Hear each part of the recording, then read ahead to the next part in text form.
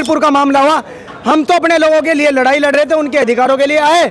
Media ने हमें ही मुख्य आरोपी बना दिया, मीडिया ने हमारे खिलाफ लिखना शुरू कर दिया, हमें मीडिया ने नक्सलवादी तक लिख दिया। चलेगा, कोई एडिट नहीं होएगी। आप जो मीडिया पर आरोप लगा रहे हैं बिल्कुल अनर्गल आरोप लगा रहे हैं। हमारे यहाँ पर कोई वीडियो नहीं कटती, कोई एडिटिंग में कोई काटछाट नहीं की। नहीं, आज भी कल को हम अखबार पढ़ेंगे, आप लिख के दिखाइयो कि कुंवर ब्रिजेश के दबाव में ये सारा मामला वहाँ के SHO ने करा, आप लिखियो, यही सच है। मैं उसी दिन मीडिया का समर्थक हो जाऊंगा, लेकिन लिखने का नहीं कोई भी मीडिया वाला। घबराइए मत, जो आप बिल्कुल बोल रहे हैं कट टू कट बिल्कुल एकदम एक तरफा चलेगा, कोई एडिट नहीं होएगी। आप जो मीडिया पर आरोप लगा रहे हैं बिल्कुल अनर्गल आरोप लगा रहे हैं। हमारे यहाँ पर कोई वीडियो नहीं कटती, कोई एडिटिंग में कोई काटछाट नहीं की। नहीं, अनर्गल आरोप नहीं है। मैं सैकड़ों मामले दिखा दूंगा। हाथरस के मामले में मीडिया चुप, जितने भी यहाँ मामले हुए, जब सब्बीरपुर का मामला हुआ, हम तो अपने लोगों के लिए लड़ाई लड़ रहे थे, उनके अधिकारों के लिए आए। मीडिया ने हमें ही मुख्य आरोपी बना दिया, मीडिया ने हमारे खिलाफ लिखना शुरू कर दिया, हमें मीडिया ने नक्सलवादी तक लिख दिया। क्या ये नक्सलवादी लोग हैं? सहारनपुर में कौन सा नक्सलाइट एरिया है? ये सारे लोग अपने हक अधिकारों के लिए यहाँ आए। इन लोगों को नक्सलवादी लिखोगे तो मीडिया से हमारा विश्वास उठेगा ही। आप कुछ चैनल ऐसे हैं, कुछ मीडिया वाले हमारे साथी ऐसे हैं जो सही खबरें देते हैं, जो सबके लिए अच्छा लिखते हैं, गलत को गलत और सही को सही लिखने की हिम्मत रखते हैं। मैंने पहले ही कहा कि इस शहर में या इस प्रदेश में अगर आंदोलन होते हैं, दंगे होते हैं, तो उसका कारण नेताओं के साथ साथ ये पुलिस के अधिकारी भी है, कर्मचारी भी है। हमारी तो बहन के साथ बदतमीजी हुई, उसकी इज्जत पर हाथ डाला गया, हमारी एक बहन का हाथ तोड़ दिया गया, हमारे मोहल्ले में आके हमें चमार गिट्टड़ कह के गाली दी गई। बीच में 2017 के दंगों का भी जिक्र किया। क्या आपको लगता है इस प्रकार के बयानबाजी देने से कहीं हिंसा नहीं होगी? ये क्या आपके इस प्रकार के बयान से किसी की भावना आहत नहीं होगी? जहां पर हमने जनपद सहारनपुर की रिजर्व पुलिस लाइन से तमाम वो तस्वीरें दिखाई जहां पर आपने देखा भीम आर्मी और आजाद समाज पार्टी से सैकड़ों कार्यकर्ता यहां पर देवन पर्यटन को लेकर अपनी मांगों पर अड़े हुए थे। और बिल्कुल ठीक कहा उन्होंने। MP साहब से, जो हमारे राष्ट्रीय अध्यक्ष है चंद्रशेखर जी, उनसे जिला अध्यक्ष जी की बात हुई। अध्यक्ष जी ने कहा कि कब तक हम अन्याय सहते रहेंगे, कब तक सवर्ण मानसिकता के, मनुवादी मानसिकता के लोग हमारे ऊपर शोषण करेंगे, अन्याय करेंगे। आज आप लोगों के पास समय है, आप कप्तान साहब के सामने बैठे जाके, और जितना भी यहाँ टाइम बढ़ेगा उतनी यहाँ जनसंख्या बढ़ेगी। आप देख भी रहे होंगे, जब आप यहाँ शुरुआत में आए थे तो यहाँ आधे लोग थे, धीरे धीरे ये वीडियो वायरल होगी, लोग इन वीडियो को देख देख के यहाँ पहुँचेंगे। कप्तान साहब जितनी जल्दी करेंगे उतनी जल्दी ये मामला सॉर्ट आउट होगा। हमारे लिए कार्रवाई करे कप्तान साहब उन दबंगों पे जिन्होंने शोषण किया। राजन भाई, आपने बीच में 2017 के दंगों का भी जिक्र किया। क्या आपको लगता है इस प्रकार के बयानबाजी देने से कहीं हिंसा नहीं होगी? ये क्या आपके इस प्रकार के बयान से किसी की भावना आहत नहीं होगी? जो अभी सवर्ण हिंदुओं ने भारत माता चौक पे मुसलमानों के खिलाफ और पीर पैगंबर साहब के खिलाफ बयान दिया कि मुसलमानों को इस देश से निकाल देंगे, विजय सिंह चौहान है उसका नाम। क्या इस जैसे भाषणों से यहाँ इस देश का माहौल नहीं बिगड़ेगा? हमारी तो बहन के साथ बदतमीजी हुई, उसकी इज्जत पर हाथ डाला गया, हमारी एक बहन का हाथ तोड़ दिया गया, हमारे मोहल्ले में आके हमें चमार गिट्टड़ कह के गाली दी गई, तो क्या हम उसका विरोध भी ना करें? इससे माहौल कैसे बिगड़ जाएगा? ये आप लोगों को बताओ कि हमारे साथ गलत करने वालों को हमने सिर्फ जवाब दिया। अभी हम बदला लेने पर नहीं आए। जिस दिन बदला लेने पाओगे उस दिन देखेंगे माहौल का। हम आज भी कह रहे कि इस प्रदेश की सरकारी संपत्ति या आम जनता व किसी भी जाति धर्म की, उसे कोई नुकसान नहीं पहुंचने का।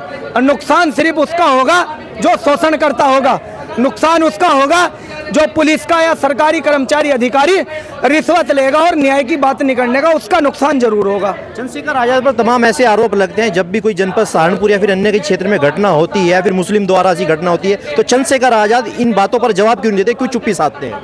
ऐसा नहीं है। चंद्रशेखर भाई तमाम घटनाओं पर सहारनपुर की संज्ञान लेते हैं। एक कुछ मामले ऐसे होते हैं जहां पुलिस और सरकार एक तरफा कार्रवाई करती है, हमारे समाज को दबाने का काम करती है, वहां चंद्रशेखर आजाद पहुंचते हैं। लेकिन जिन मामलों में पुलिस कार्रवाई कर देती है, आरोपी जेल चले जाते हैं, उन मामलों में चंद्रशेखर भाई खुद ना आकर के अपनी टीम के, जिले के, मंडल के और प्रदेश के पदाधिकारियों को, कार्यकर्ताओं को भेज देते हैं। वहाँ स्थित अभी आपने देखा होगा दलित बेटी को जिस प्रकार गैंग रेप कर उसकी हत्या कर दी गई, उस मामले के अंदर चंद्रशेखर आजाद का कहीं ना कहीं कोई बयान ही नहीं आया। बयान आया उस मामले में, आप सुनो। जब भाई संसद में थे, उन्होंने संसद में भी कहा कि हमारी बेटियों के साथ सहारनपुर में भी कई घटनाएं हैं, पूरे देश भर में घटनाएं होती है, और हमारी पूरी टीम रात भर वहां बैठी रही। हमारे लोगों ने मुकदमा दर्ज कराया। ये तो पुलिस को सोचना चाहिए कि जो दोषी है अगर उसने गलत किया है पहले उस पर मुकदमा लिख दो, ये बवाल ही नहीं होने का।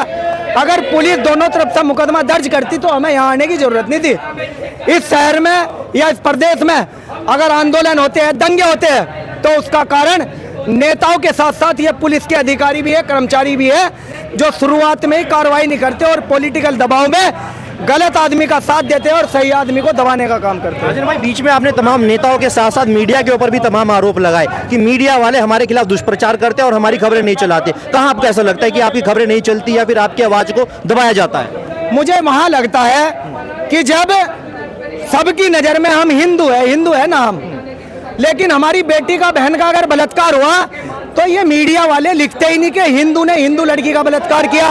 ये मीडिया वाले लिखते हैं कि दबंगों ने दलित लड़की के साथ बलात्कार कर दिया। क्यों लिखते हैं दलित?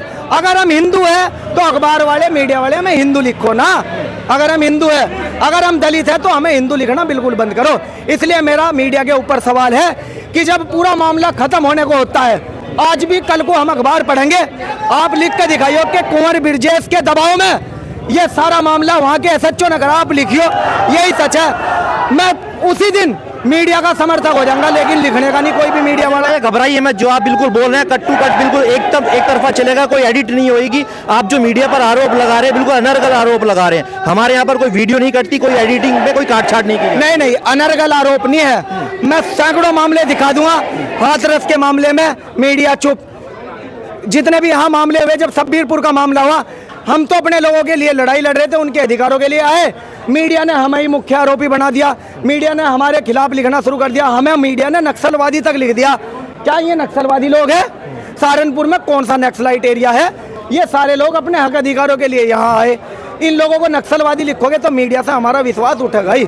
आप, कुछ चैनल ऐसे हैं, कुछ मीडिया वाले हमारे साथी ऐसे हैं जो सही खबरें देते हैं, जो सबके लिए अच्छा लिखते हैं, गलत को गलत और सही को सही लिखने की हिम्मत रखते हैं। मैंने पहले ही कहा कि उन मीडिया वालों से मेरा कोई सवाल नहीं है, वो अपना काम अच्छे से कर रहे, बखूबी कर रहे, लेकिन जो लोग हमारे खिलाफ षड्यंत्र रचते हैं, मेरा उनको ये जवाब था कि सरकार आओगी, दफ्तरों में ताले लगवा देंगे, देख लियो आप। भाई, आपने अंत में जो है पुलिस प्रशासन पर भी सवाल उठाया, अल्टीमेटम दिया कि हम डरेंगे नहीं, किसी मुकदमे से नहीं डरेंगे जब तक हमारी मांगे पूरी नहीं होगी और यहीं पर बैठे रहेंगे। बिल्कुल नहीं डरने के, पुलिस से नहीं डरने के, जेल चले जाएंगे।